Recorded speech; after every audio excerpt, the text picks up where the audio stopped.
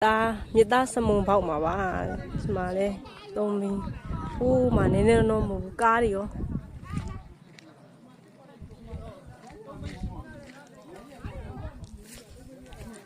ဒီမှာကြည့်အောင်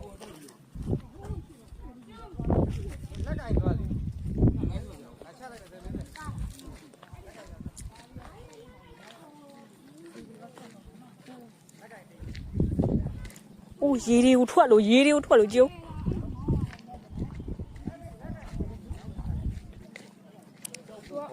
အောက်ထဲမှာမြေကြီးထားတဲ့အချိန်နဲ့တ